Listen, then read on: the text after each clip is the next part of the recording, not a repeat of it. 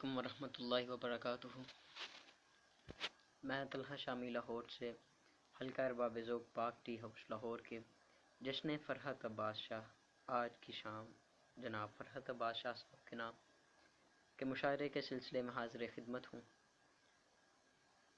جب سے پاکستان میں کورونا جیسے موذی مرض نے اپنے پنجے گاڑے تو حلقہ ارباب ذوق پاک ٹی ہاؤس لاہور کی انتظامیہ نے سیکرٹری جناب علی نواز شاہ صاحب، استاد محترم جوائنٹ سیکرٹری جناب فیصل زمان چشتی صاحب نے، دیگر منتظمین نے جس خوبصورتی کے ساتھ آن لائن مشاعروں کا انتظام کیا وہ یقیناً قابل داد ہے۔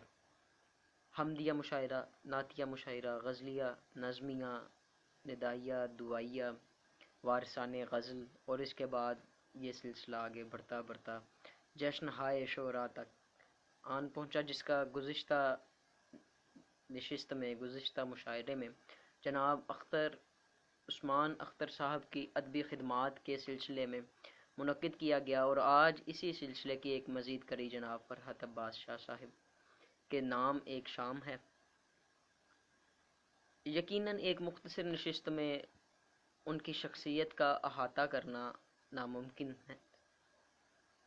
ہے، کافی مشکل ہے، لیکن کچھ الفاظ ان میں شمار کرنے کے لیے جناب فرحت عباس شاہ صاحب موجودہ دور میں اردو ادب کی شاعری کا ایک معتبر حوالہ، نہ صرف پاکستان، ہمسایہ ملک ہندوستان، بر صغیر بلکہ ایشیا کے ایک اردو ادب کے نامور شاعر، جنہوں نے شاعری کے علاوہ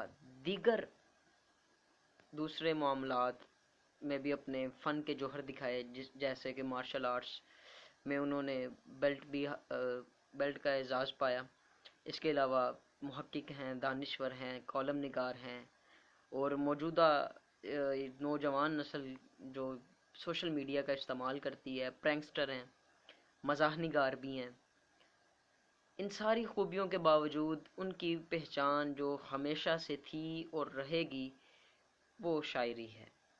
اردو شاعری میں جو مقام فرحت عباس شاہ صاحب کو حاصل ہے وہ بہت کم شعراء کو حاصل ہوتا ہے۔ اردو شاعری، غزل کا میدان ان کا خاص اسلوب ہے۔ وہ محبت کے شاعر ہیں، امن کے شاعر ہیں۔